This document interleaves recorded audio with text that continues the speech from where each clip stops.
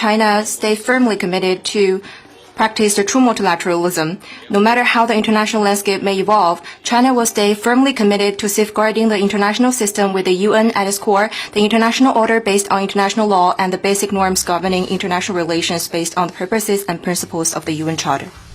No matter how the international landscape evolves, safeguarding the UN-centered international system and the international order based on international law and the basic norms governing international relations based on the purposes and principles of the UN Charter is in line with the common interest of all countries. After months of presenting himself as a global peacemaker and claiming to have stopped 8 major wars, U.S. President Donald Trump and his administration announced the creation of a body to oversee Gaza's reconstruction, called the Gaza Board of Peace. Invitations were sent to leaders of 60 countries, including China, Russia, Canada, Turkey, Egypt, Paraguay, Argentina, India, Pakistan, and others.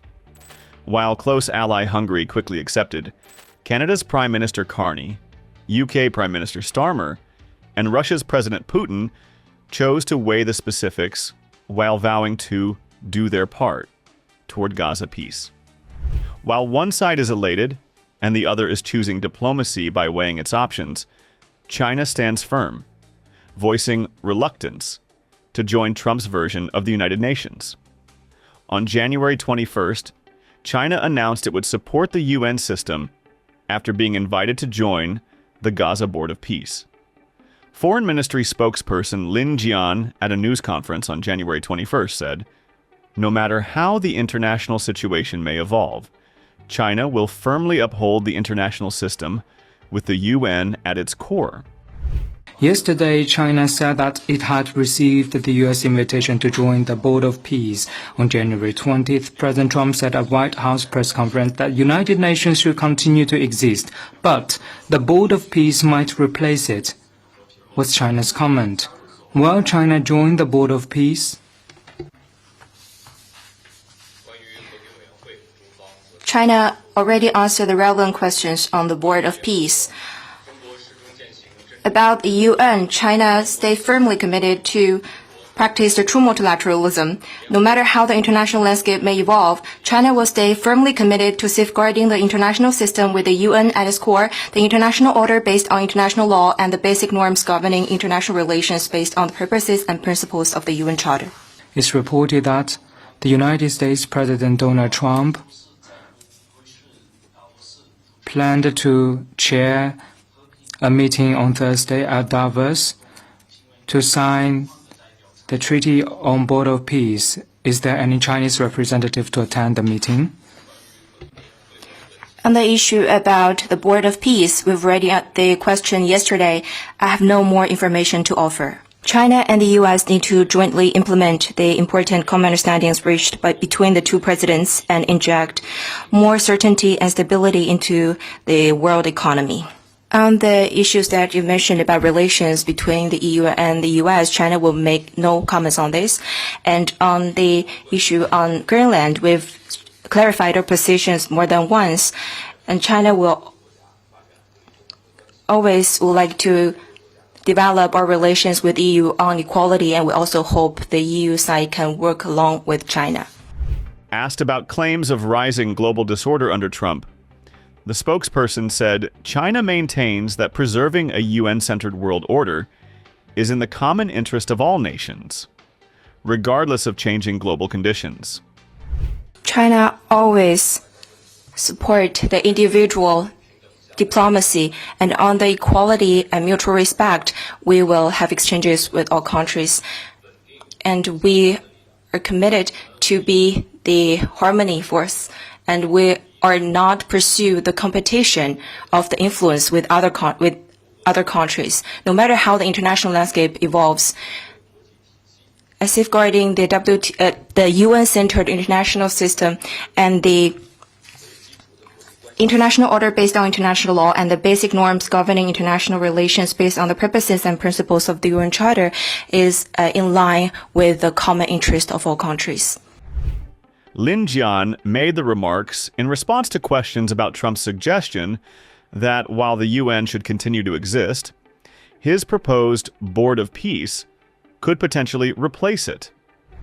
We just created the Board of Peace, which I think is going to be amazing. I wish the United Nations could do more. I wish we didn't need a Board of Peace, but the United Nations, and you know, with all the wars I settled, the United Nations never helped me on one war. I mean, I guess I'm not blaming them. I didn't call them to help, but I got, you know, the presidents and prime ministers together. We knocked heads. We got along. Do you want your Board of Peace to replace the UN? Well, it might. I mean, the UN just hasn't been very helpful. I'm a big fan of the UN potential, but it has never lived up to its potential. The UN should have settled every one of the wars that I settled. I never went to them. I never even thought to go to them. They should be able to settle those wars. They don't. I believe you got to let the UN continue because the potential is so great. Trump's remarks come as he continues to press for control of Greenland, citing concerns over the growing presence of China and Russia in the Arctic. He also sidestepped a question in the last White House briefing where a reporter asked whether a potential breakup of NATO would be an acceptable cost of pursuing Greenland, replying in his Trump-like demeanor, "You mean the breakup of... It's very interesting." If a consequence of your determination to take control of Greenland is the ultimate breakup of the NATO alliance, is that a price you're willing to pay? You mean the breakup of it's very interesting. NATO alliance. So I think something's going to happen that's going to be very good for everybody. Nobody's done more for NATO than I have, as I said before, in every way. Getting them to go up to 5% of GDP was something that nobody thought was possible, and pay. At 2%, they weren't paying. At 5%, they are paying. And they're buying a lot of things from us, and they're giving them, I guess, to Ukraine. That's up to them, but they're giving them to whoever they're giving them to, but they're buying a lot. I think that we will work something out where NATO is going to be very happy and where we're going to be very happy. But we need it for security purposes. We need it for national security and even world security. It's very important. You said you're confident something's going to get worked out in Greenland, but Greenlanders have made it clear they don't want to be part of the U.S. Well, what gives the U.S. the right to take away that self-determination? When I speak to them, I'm sure they'll be thrilled. Mr. President, are you committed to keeping the U.S. in NATO? I've had such a good relationship. I've made it so much better, so much stronger. It's so good now. NATO is so much stronger now. I don't agree with a lot of the things they've done, but that was done before I got there.